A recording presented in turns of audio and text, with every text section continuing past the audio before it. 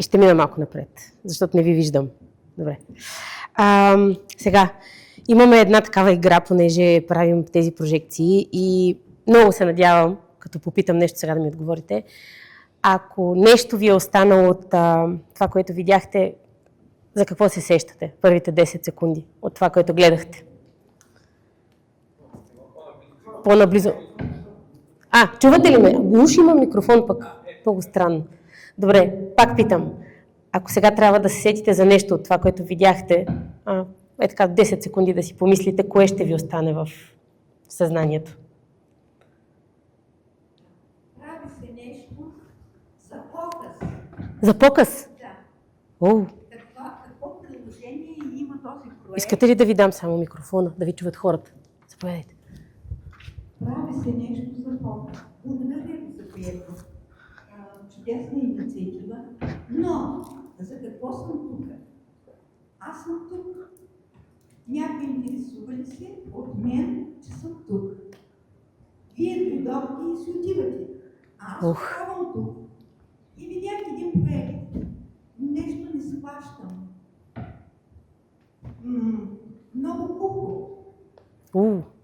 Добре. Много хубаво.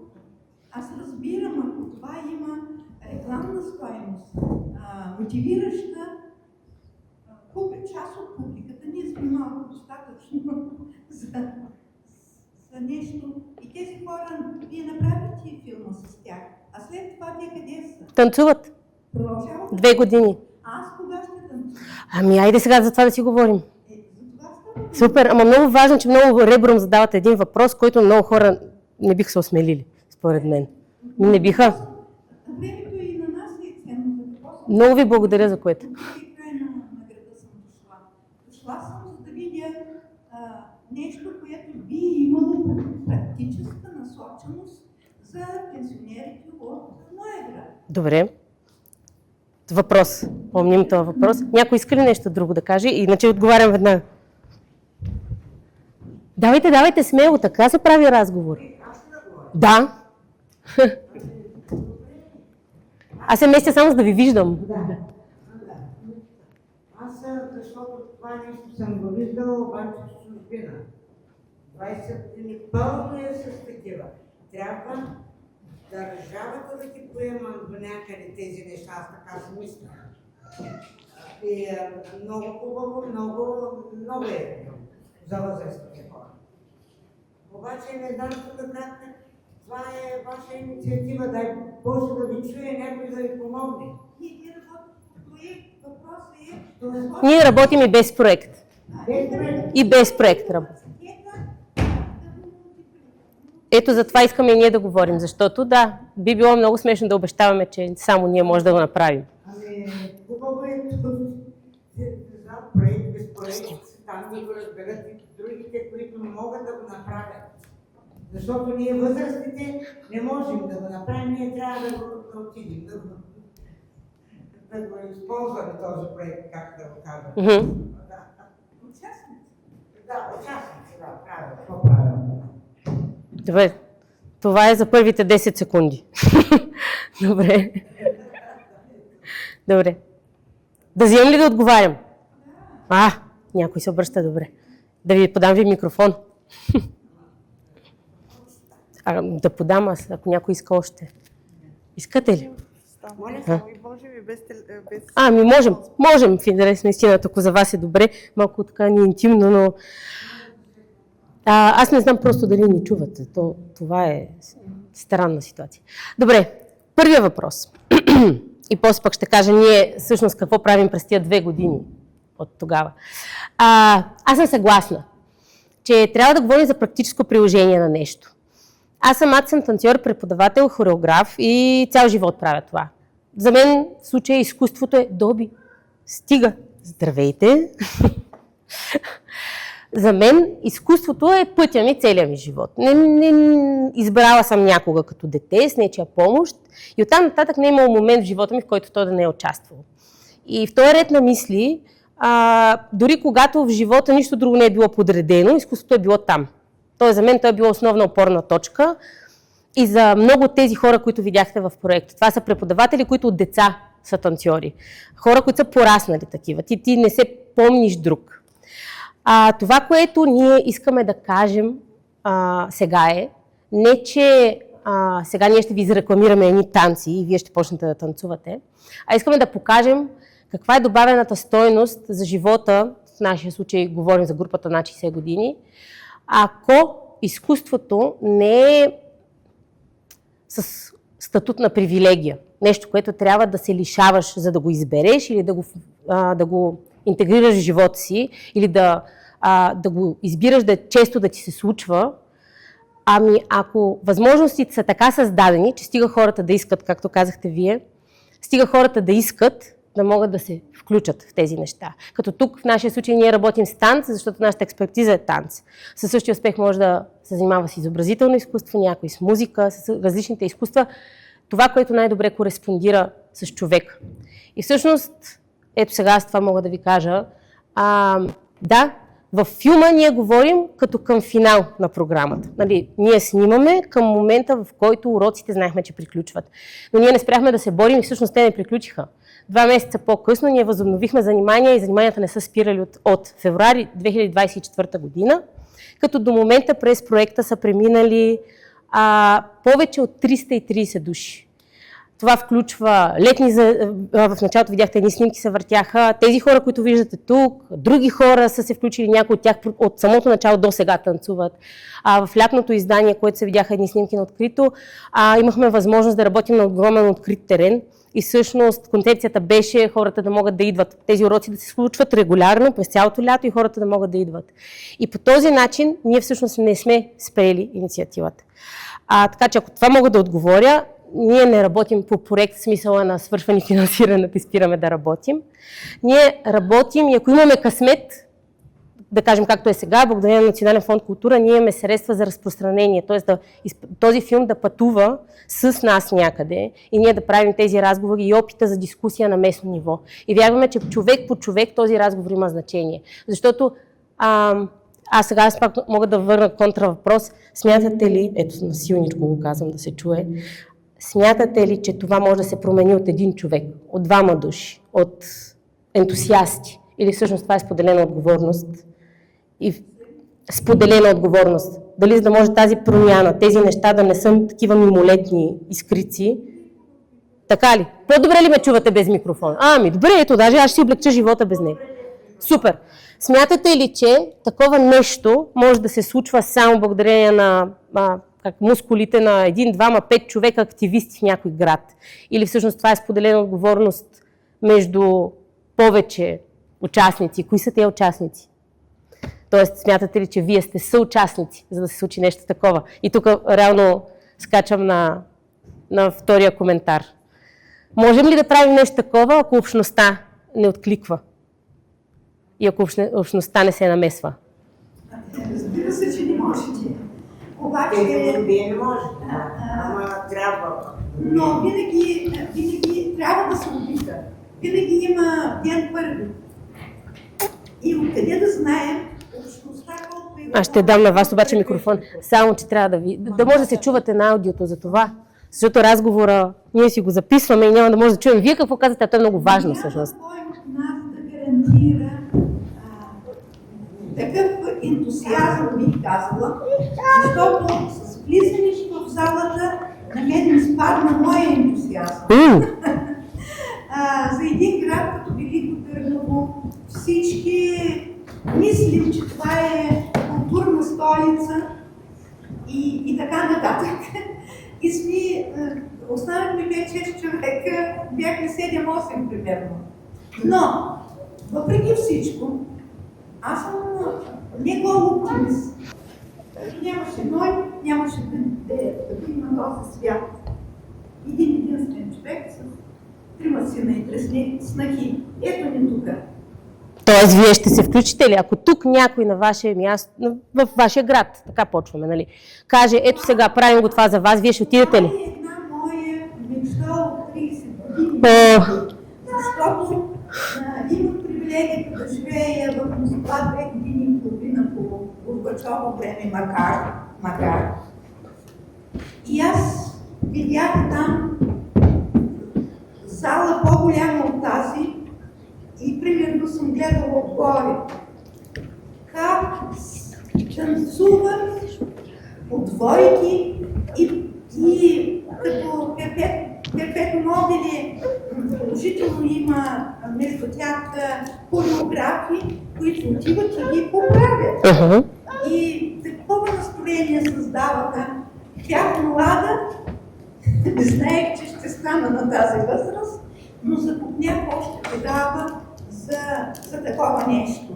И последните няколко години от време на време се спомням за тази моя мечта. Да, ще се включа, ако съм в България. Все още пътувам. Добре, а защо 30 години чакате? И аз ще се включа, ако има. Защо 30? Вие казахте, че преди 30 години сте го видяла, това с 30 години възможност да танцувате. Това бяха много трудни години за България. Съгласна съм. Аз като се върнахме от Москва, аз работа не можех да се намеря, за какви танци говорим. Да, т.е. идваме на въпроса, че няма как човек да мисли за изкуство, ако другите неща не са наред. Когато трябва умът е заед с хляб. Само може на микрофона. Много важни неща казвате, нека да ги запишем. Умът е заед с мисълта за хляба на същия. Дъщеря се ожени, внуци се родиха, а кризата е голяма. Така че, да, фактори много. Това в личен план. Да.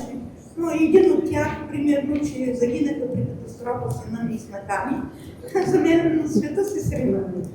Но слава на Бога, че живота продължава и ето, аз съм тук просто от интерес.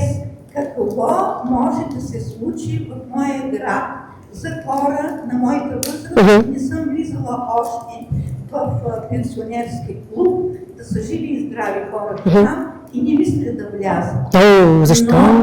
Но един такъв контакт, какъвто вие ни казахте, това е по друг начин организирано.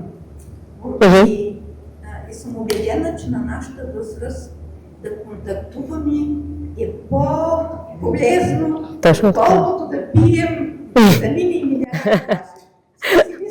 Тоест, току-що вие стигнахте до нашата теза, че ако вие се занимавате с изкуство... Просто изявих моето убеждение за това, което правите, а какво правите. Защото аз видях във филма, не ми се сърдете, но аз оттам започнах, щях да бъда разочарована, ако не ме опровергахте. Не искам по-късност. Тоест сега разочарована ли сте? Не ме опровергахте ви. Добре, ето смисъла на разговора. Вие казвате, че има перспективи. Сега, как ще пробивате с администрацията на този град? Има отдел култура и може би и пенсионерски клубове, все пак, но трябва да се намерят хора. Само да мога да отговоря на другия въпрос. Искате ли да подадете? Искате ли само вземете микрофона? Да, просто да можем ние пък да си слушаме после. Само на микрофона.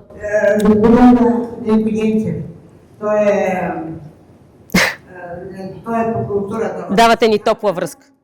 Много добри неща прави. Обърнете се към мен, той ще приемете. Неща съм убедена. Добре. А сега само дължа ви на вас един отговор. Вие казахте, че това ви... че сте го виждали в чужбина. Ние не откриваме топлата вода. Това не съм видяла. Аз видях мащаби. Да, аз даже на другата дама. Казахте, че сте виждали това в чужбина, че това са неща, които са често разпространени в чужбина. Вие казахте нещо много важно. Ние изобщо не сме започнали да правим нещо тук, първите хора, които са се сетили. Просто сме едни от хората, които са започнали да се борят за това нещо системно да съществува в нашата държава, като част от нашата социална политика, надяваме се един ден. Сега е културна инициатива, сега е личен порив, сега е някакъв ентусиазъм, който да се надяваме, че ще имаме дълго. Но ние се борим за това, чрез такива разговори, чрез уроци, чрез срещи с институции, с бизнес, да популяризираме това, така че да се задвижи малко нашата мисъл в посока какво се случва, когато остарееш, когато и да остаряваш. И всъщност какъв избор има за теб тогава. И се надяваме, че всъщност нашето голямо дело ще бъде това. Ние да повдигнем този въпрос толкова ясно и категорично, че за да почне да се говори за него. И да се надяваме след известно време, може би не веднага, това нещо да се промени. И всъщност тази инициатива, други инициативи, те да не бъдат такива неща, които се появяват случайно. Каза го по-рано, а да бъдат неща, които знаеш, че са там и ако искаш, ти можеш да използваш. Искам да подам микрофона отпред, за да чуя какво ще... Добре. Само дайте на микрофона пак. Дължа на вас и на аудиторията едно голямо благодаря, което отначало ни казах и разбрахте защо. Настроенията ми бяха трудни. А сега виждам, че това, което правите, то е равно на героизъм. Благодаря. Мога ли да подам сега и тук? Видях, че искате нещо да кажете. Ето. Нищо. То няма да си я забравите. Вижте, ние направо сме си като в кафенето. Сме си седнали. Сега е с микрофон съвсем. Да. Аз искам да кажа, че много е важно не само това, факта на тази възраст и не само на тази възраст. Да има нещо, което да веднага сутрин да си облечеш, че тогава ще да отидеш някъде. И това нещо е много важно в момента, в който станеш без работа и без такива неща. Общо след хората тогава загубват тази мотивация, която ги кара да правят нещо повече, да се движат. Просто излязва от това смисъл, чрез способи, чрез свои благотворителности. Как се получава нещата чисто организационно? Това бих искала да разбера. Добре. Значи, първо коментирам това, което казахте. Да, това е един от въпросите, които бих искала също да ви задам, ако имате търпението да отговорите. Аз разбирам избора между насъщния и изкуството, че някакси като го претеглиш на везната, нали, без едното можеш да живееш. Въпросът е колко добре живееш без него. И всъщност, изобщо не коментираме дали трябва да живеем така, че да ни се налага да избираме.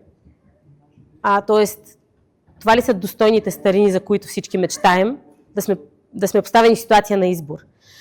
И затова се връщам натам. Ние искаме да променяме нещо генерално, нали? Не само да правим уроци. Това е нашата експертиза и затова ви казах, аз съм била само там, само в изкуството. И даже, колкото и други да съм си опитвала да си тръгна от него, то не си отива. Някакси там е, винаги. И в най-голямата люлка да се намираш, то някакси ти дава рамка, дава ти възможност да смелиш живота си.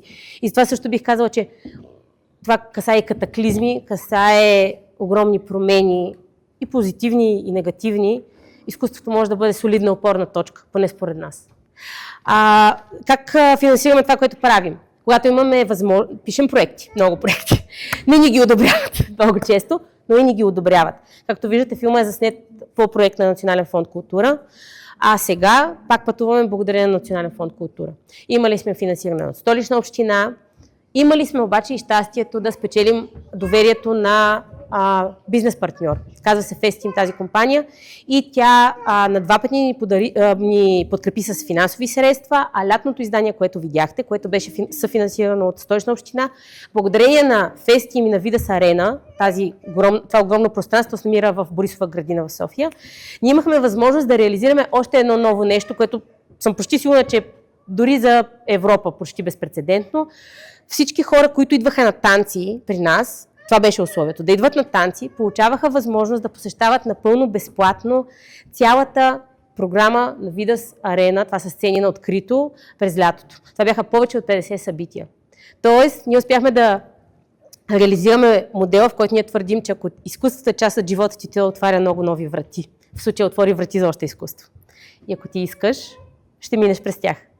Така че успяваме не винаги. Когато нямаме финансиране, например сега, през последните 7 месеца ние нямаме донор от никъде. Част сме от CSR на Фестим, което е супер, това означава корпоративна социална отговорност. Хора, които си купуват билети от тяхната платформа за събития, имат при желание възможност да дарят към нас.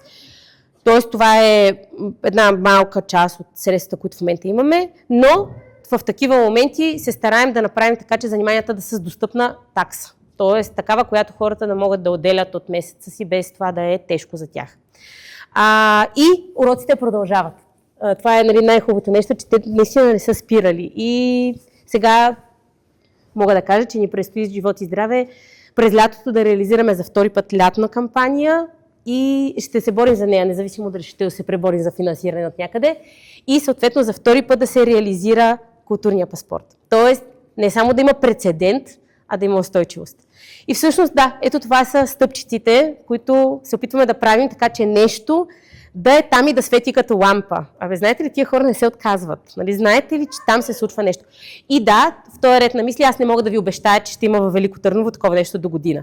Защото пенсионерите в България вече наближават 25% от населението.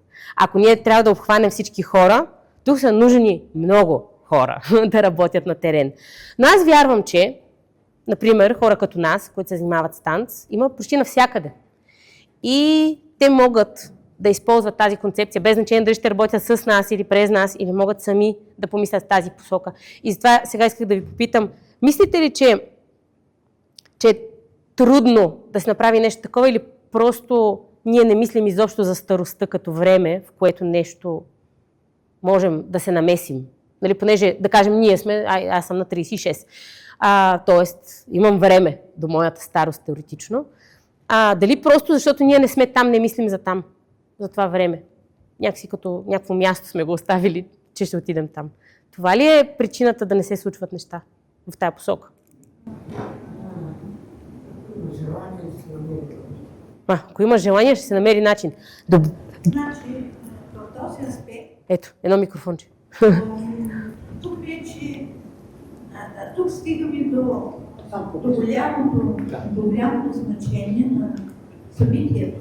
Макар да бяхме малко хора, но това е събитие, особено с възможността на диалог, в който диалог самата аз от началото до сега променям гледната си точка. И пак ще кажа, но закъсняло благодаря, не е невъзможно. Лично аз имам капацитета да бъда в един организационен комитет, но все още съм толкова млада. Ама точно така? Толкова млада, че пътувам често.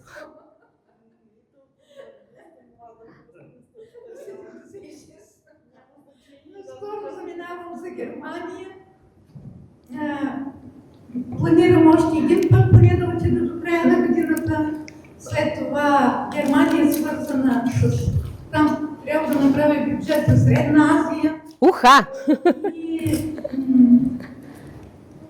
Но тази мечта имам, значи някой ще го направи без мен, аз ще се включа. Ще имате повод да се спрете тук малко. Така че давайте ви нравства. Вие сте много млади.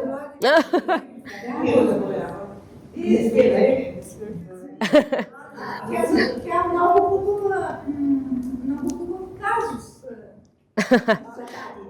Може ли само с микрофона? Просто аз имам микрофон, аз се чувам. Мислите ли, когато ще дойдете на нашата? А сега е времето, в което да осигурите за себе си и за поколението на вашето поколение сцена, така да кажем. Хайде, да не е сцена, зала. Значи аз познавам хора, които биха направили това, което правите ви. Не така си мисля. Супер. Проблема, гледам друга гледна точка, ще знам да позна, че не съм още пенсионерка. Но гледам гледна точка на майка ми. Ако сега, примерно, гледам филма и си казвам, това е нещо страхотно, на нея би дало цел, би дало разнообразие, тя е много социален човек и обича да комуникира с много хора. И първото нещо, което ще ви кажа, тя просто си говори в главата си. Ама, мен ме боли това, мен ме боли кой, къде да ходя сега. Аз казвам, че вие сте млада. Просто защото разсъждавате по този начин. Мисля, че мисленето на самите пенсионери трябва да се промени. То трябва да се започне с такава госпожа, която все още млада и може да го докаже, че могат да го направят. Аз съм убедена, че хората по-младите от мен като вас, тяхно мнение. Ето, аз сега ще отговоря. Нещо се измъчи микрофона, обаче аз няма да не се отказвам. Сега ще ви давам моя микрофон. Даже така. Това е един от въпросите, който почти винаги, когато успяваме да проведем тези разговори, излиза. Дали ние нямаме нужда от промяна и на нагласите на самото поколение? Защото аз съм била на интервю в радиото, в което се обади един човек в 12:30 през нощта и каза: ама на старите хора едно време те седят отстрани на Мегдана, там на седянката, те не танцуват, там не им е мястото.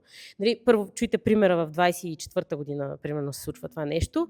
И второ, как някой казва къде е мястото ти? Не си ли ти този, който казва кое е твоето място? Как някой друг отвън ти го диктува? Толкова ли е затворена нашата действителност, че ние наистина отвън ни се налага къде можем да се разположим?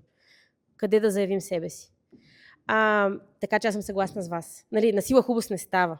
Нали, не може да изкараш някого на сила. Но, когато създавахме концепцията какви уроци да има, затова говорихме да има избор. Ако ти си с този темперамент, да можеш да посетиш едните танци. Ако си с този темперамент, да посетиш другите танци. Ако знаеш, че би трябвало да се движиш, за да бъдеш добре, обаче не си уверен в себе си, нещо те боли, имаш медицинска история. Тук има хора с много солидна история и една от дамите, която на финала нейния глас се чува, тя е с половин бял дроб. Не е пропускала занимание, освен при настинка, от началото до сега. Тоест, ние понякога сами слагаме граници на това какво можем. А като почнеш да се движиш, пак така Зоя казва, на мен ми минава. Аз като дойда тук и на мен ми минава това, което ме боли. Въпросът е, че понякога, може би самите ние казвам, за всяко едно външно внушение, може би ние самите възприемаме, като ни кажат, че като сме стари би трябвало да ни е лошо, да ни боли, нещо да не ни е добре. Почваме да приемаме това като много важна част от себе си. Пък живеем във време, което е пример как млади хора са по-болни от възрастни хора. Така че, може би движението в случая, да почнем изначално от там. Пък вече танца със своя артистичен дивидент и, както вие казахте, общността, която създаваш чрез танц. Може би това всъщност е разковничето тук. Но дори да има 20 човека в града, нали, говоря за нашия град, като госпожата, и да искат да танцуват, трябва да имат възможност да го направят. За това отговаряте вие и хората като вас. Както и хора, които рисуват, хора, които читателски клуб могат да направят и така нататък, хора, които да организират. Не трябва да ги пропускат. Защото да, те няма да станат танцори на световно ниво, но и 90% от децата в града също няма да станат танцори на световно ниво. Да. Те трябва да танцуват, защото обичат да го правят. Независимо, че ще станат физици. Както и възрастните хора трябва да могат да го правят, за да могат те да се чувстват добре и щастливи.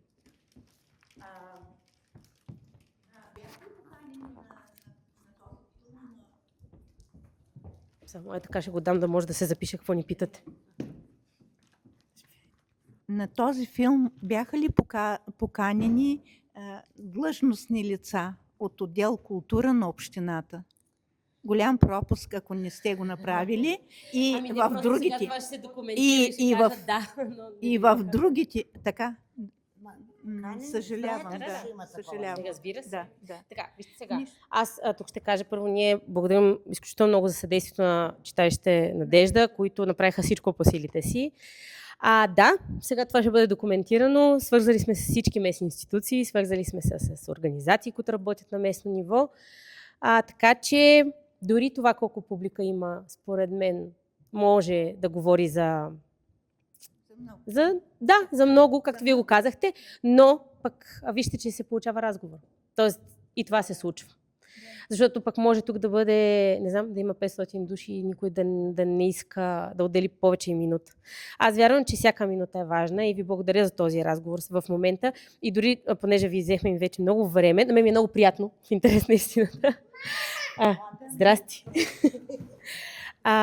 Сега ще ви представя Иван, докато не гони Калина навън. Това е Иван. Надежда Дичева, Иван Боров, екипа, който ние малко вече сме зад камера. Екипа, който създава този филм и който, както виждате, пътешества не в най-лесните условия, но исках да го видите и него, тъй като той се... Ела при мен. Ела. Това не се яде, това е микрофон. Това е екипа, който започна този филм и който, както виждате, пътува с него. Иван има малко по-различна позиция. Той не е танцор, той не е свързан с танц, но изкуството е друг вид опорна точка била в неговия живот и друга причина да бъде част от проекта. Би ли казал защо си тук? На първо място съм тук, защото вярвам, че изкуството е нещо, което ни кара да се чувстваме живи всеки ден. От гледна точка на това, че... ще говоря по-силно. От гледна точка на това, че изкуството е нещо, което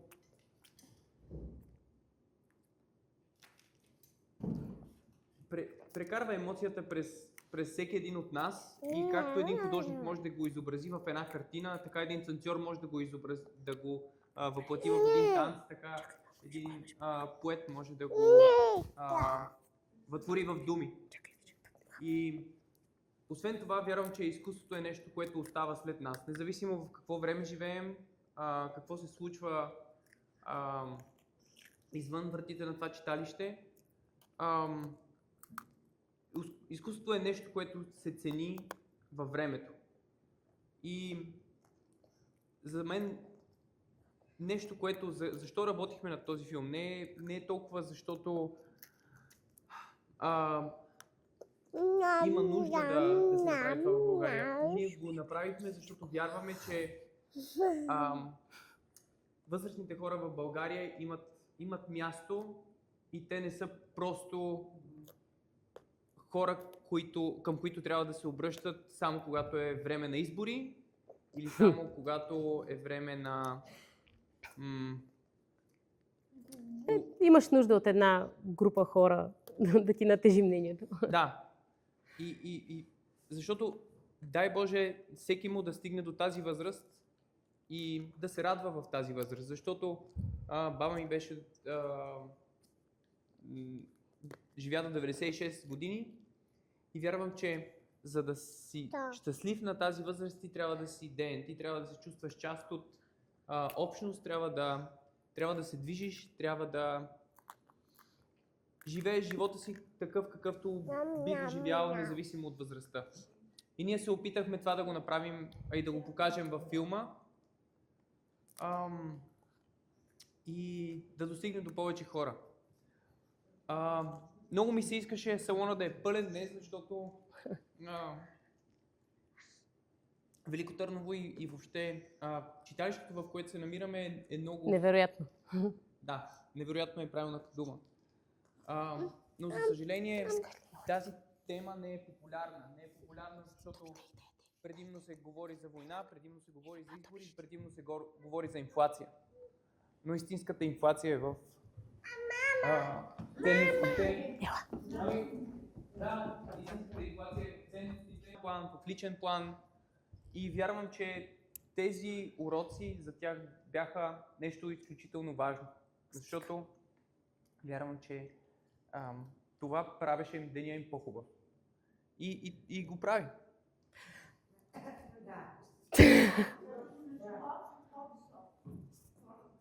Добре, сега на финала. Може ли да ви попитам какво според вас аз съм тук? Много ще ми е хубаво да имаме какво според вас аз съм тук. Ами защото по този начин ставаш видим, по този начин ставаш видим, по този начин ставаш човек, който ти си тук и трябва да бъдеш забелязан, трябва да преживееш нещата както ги чувстваш, както ги виждаш и ти ще си щастлив по този начин. Чакайте само да се запиша. Трябва да се запишеш. Аз съм тук, защото съм значима. И има смисъл. И има смисъл, не че съм тук. Нали тук в живота, не в залата. Има смисъл от мен. Добре, много ви благодаря, че бяхте тук. И ви пожелавам още утре да направите едно малко нещо, с което да промените мястото, на което се намирате. Така че неща като това да станат повече. Добре. Благодарим ви много. Приятна вечер.